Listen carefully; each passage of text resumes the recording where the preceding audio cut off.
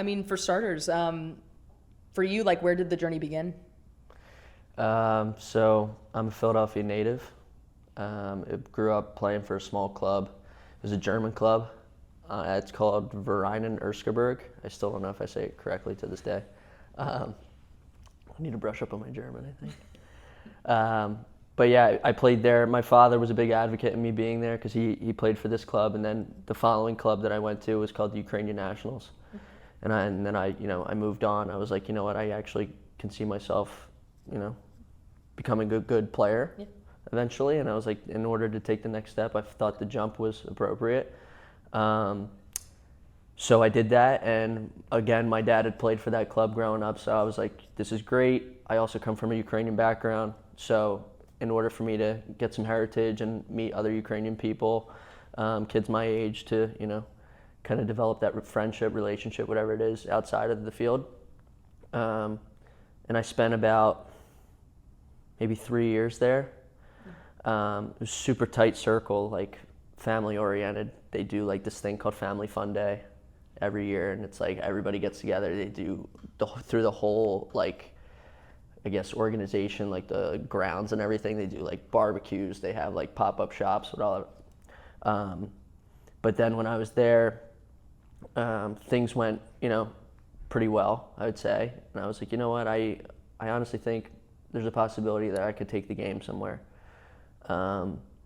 So there was a guy, I know I'm going into detail here, but there was a guy, his name's Chris Lugosi, and he's been a huge part of why, I was given the chance to show myself in front of, the Philadelphia Union was forming at the time in 2010. So he got me into like this program called Union Juniors, and just to get into the eyes of them, it was like kind of like a try. It was like a training maybe 2 or 3 times a week. But they, in 2013 or 2014, I think it was 2013, they developed their academy. But from that time, they were seeing what talent they had around, the Philadelphia area, and then, wherever else domestically inside the country. But after the Ukrainian Nationals, I went to a local club called FC Delco, and they were, a high-end academy. They were like where all the best players of the area went. And I spent about a year there, and that was when things with the Union was getting serious, and they brought scouts to every game. They were looking to see what they had, and I was fortunate enough to get called in. They brought 5 2000 kids born in the year 2000. They brought them in to be on a U14 team with a bunch of 99s.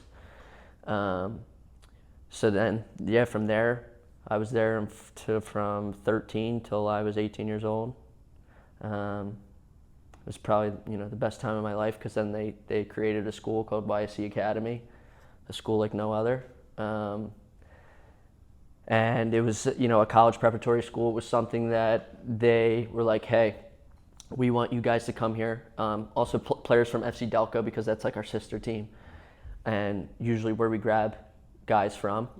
So they were like, you know what, we're gonna form this school. And I think when I started, the first year there was 5 kids, or 6 kids in the whole school. Following year, about maybe 20. And then the year I came in, 32. And it was like, everybody's like, where is this kid going to school? You know what I mean?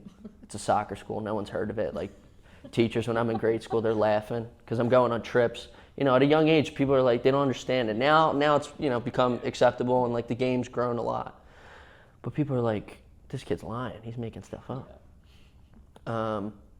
But yeah, like I said, an experience like no other. And, you go there, and they prepare you for what's next in life, whether you sign a professional contract like a kid. One of my best friends, Brendan Aronson, now he plays they just got promoted to the Premier League. So there's guys like that. And then there's guys like myself who took, the college route.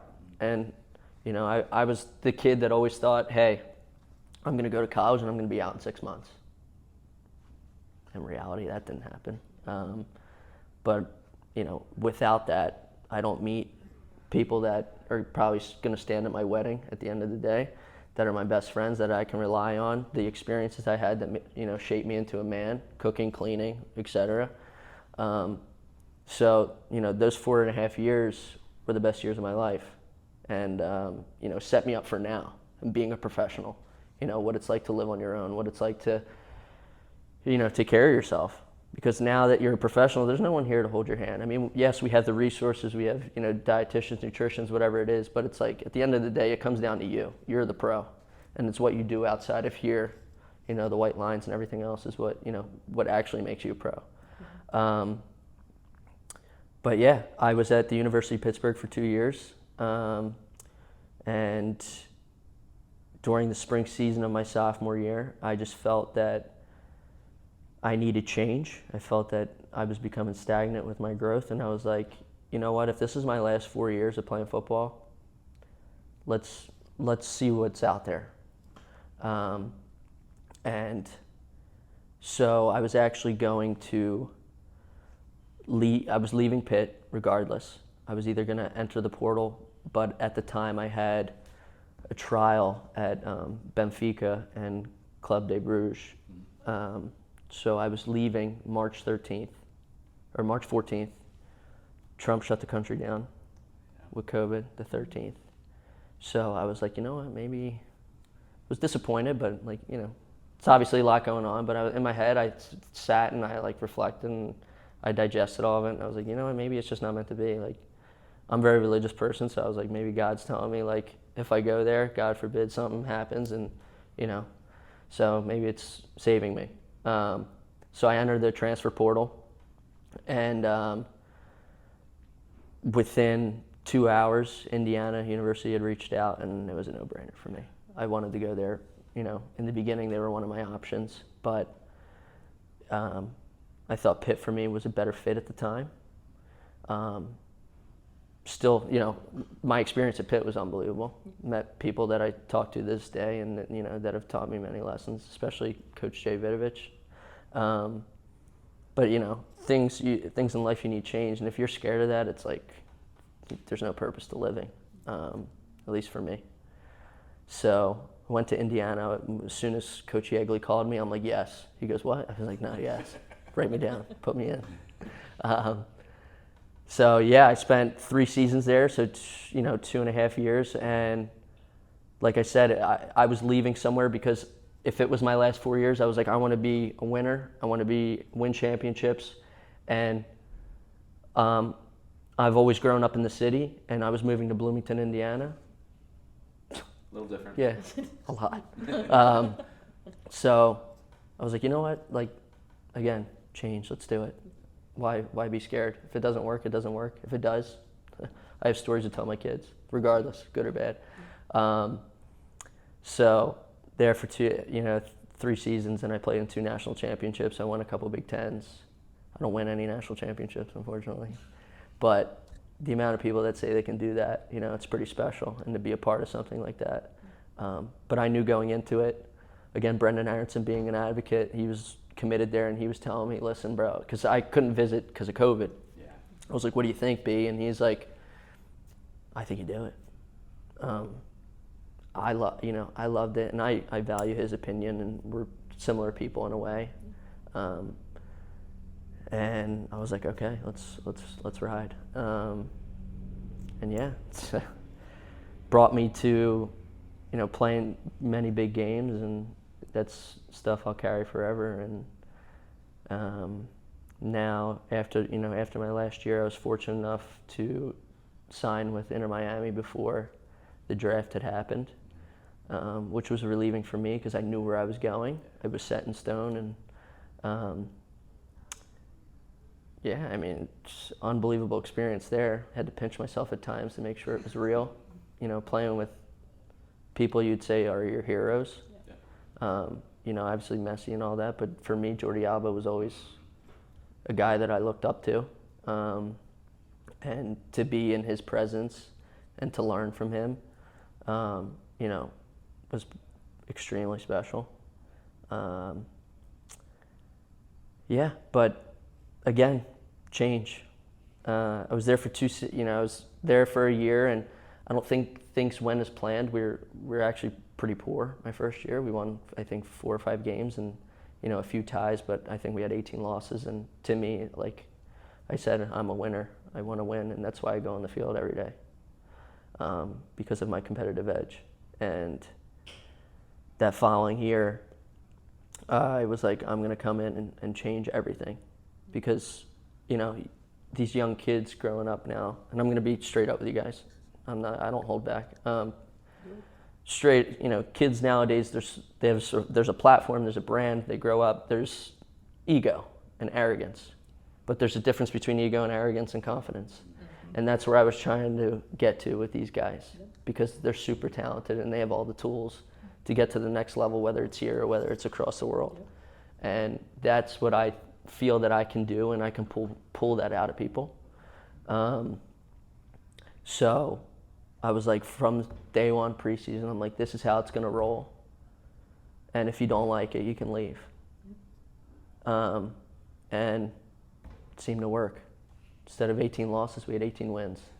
And, you know, we go to make history for the first time, making the playoffs, which was a big step. But you just saw the culture and the tradition change. After every game, a buddy of mine started this hard hat tradition. We had a pink hard hat, and we put an Inter Miami sticker on it. It was like, after every game, we gave it to someone, whether you played, whether you weren't rostered, or whether you came off the bench and, you know, you were an impact. It's like, we gave it to the person who we thought deserved it. You know, there's guys, just like in college, you redshirt, but those are the most important people. You know, because they come in every day and they still grind their you-know-what's off for you to, on the weekday or the weekend to get a result. So yeah, I spent 2 years there, and it was, you know, again, unbelievable, and I'm super grateful. But, you know, I was just like, this is my career at the end of the day, and if I don't see anything moving forward, I think I should step away and find something that maybe is a better fit. And Atlanta was nice enough to bring me in for preseason with the first team. And yeah, you know, they don't know who I am. It was just, I know, you know, Chris, I came with Chris from Miami, and Chris is a big fan of mine, and me too. I'm a big fan of his. But, you know, Chris is the one guy that believed in me. And he was like, yeah, I want to give you a chance because I think you deserve it. Obviously, things didn't work out and signed a first team deal, but they kept me here because they do see something. But now that's my goal again, is I think with these guys, they don't have the ego and the arrogance. Yes, it can come with, but I don't mind the spice and the bite a little bit. But I think with this team, we have all the right tools and the experience to hold a trophy at the end of the year. I think everybody sees that, whether you know the game or not. So yeah, I'm excited to see where this year goes, and I think a lot of good things are yet to happen. I want to go back a little bit. You talked a lot about that leadership and kind of taking that on with Inter Miami. When did that moment hit for you, when you knew you were going to be this leader and take that role on and help these kids, you know, become professional? Yeah. I think it was at the end of my first year. We had, you know, we're still in a rough patch. After the season, you know, everybody else is playing and we're sitting at home on the couch watching them. And for me, that I don't, you know, swallow that correctly. I'm just like, that eats me alive. But that's when I was like, we're going to change it. And it started a little bit, you know, I think we had 3 or so weeks together at the end of the year, and then they sent us home. But that was the moment I realized, I was like, I'm going to change this around. Because that's just who I am. That's how I grew up. I know people say Philly people are tough, but you know, I'm from Philadelphia, and that's how we are. We're loud. We're, you know, pieces of, you know, but that's it. And in order to be a pro too, you got to be, you know, somebody that, you know, when you're on the field, people don't like you. And I'm fine with that. But when I step off the field, we can shake hands, we can smile, we can laugh, and all that stuff. So I got a question about kind of that youth experience you had and playing for Ukrainian nationals, and you mentioned kind of being in touch with your heritage. That's something that's really different down here. We don't have clubs like that. We have, you know, some of the Latino leagues, which you have an element of it, but it's a lot of different cultures in one. How important was it for you to have that soccer experience while also getting to know your family's culture a little bit more? Yeah. No, for me, it was like eye-opening because, my great-grandparents are from the Ukraine, and then everybody else came over. But my father went to Ukrainian school and all that, and I felt that I hadn't really gotten, any sort of like been in touch with that, And this was my first time, especially at a young age. I feel like most families, like they continue to, keep it relevant, and send their kids to Ukrainian school, whatever it is, and we do traditional things at home, like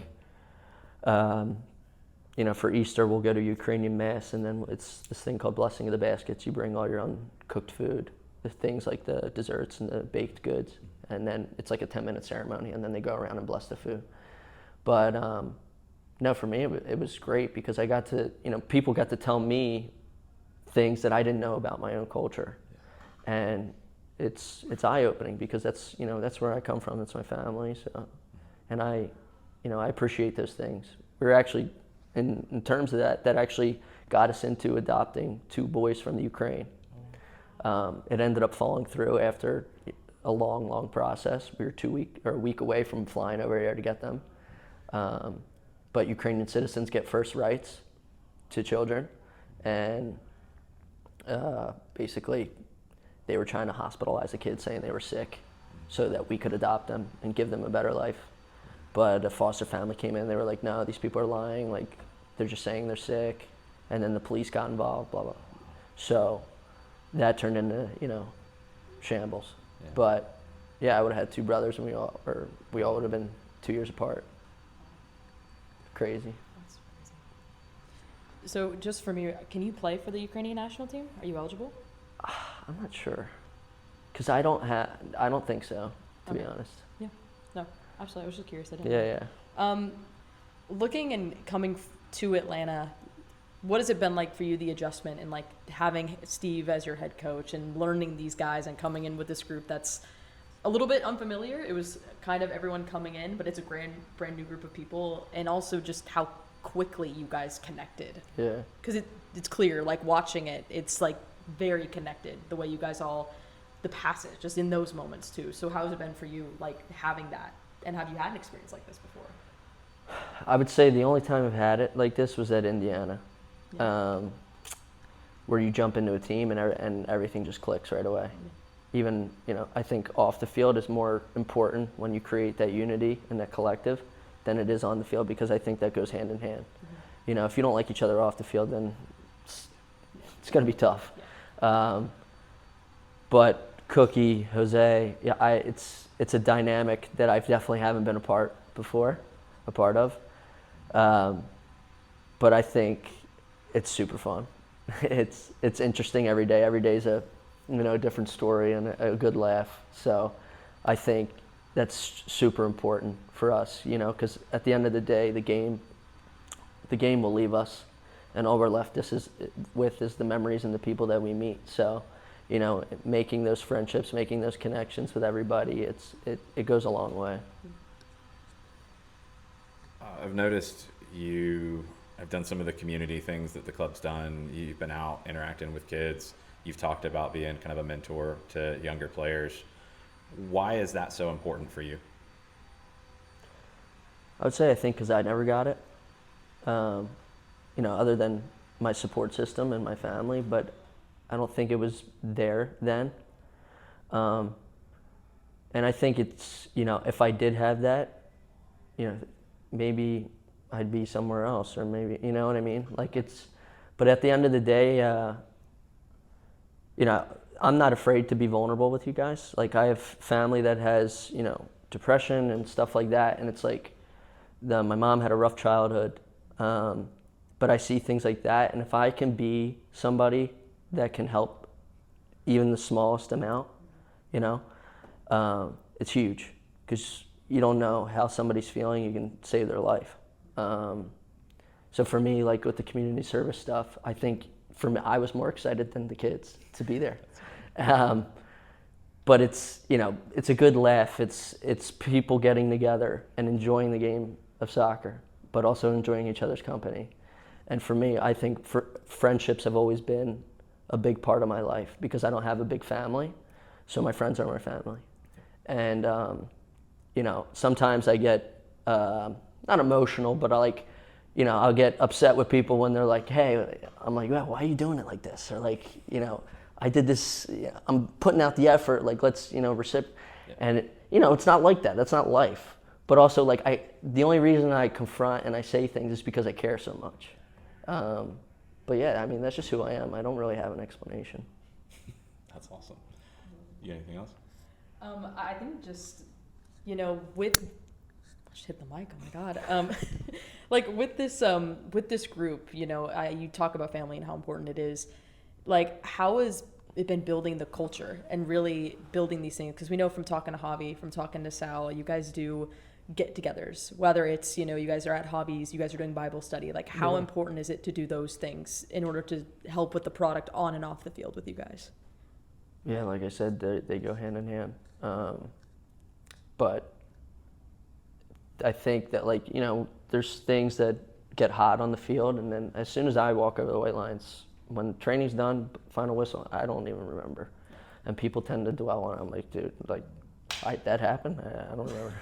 But no, it's good. Like the Bible study and stuff, that's what gets us connected. And like I said, it transfers to what happens on the field. And I think, after the interview, after the game the other day, I think we deserve more. We do. I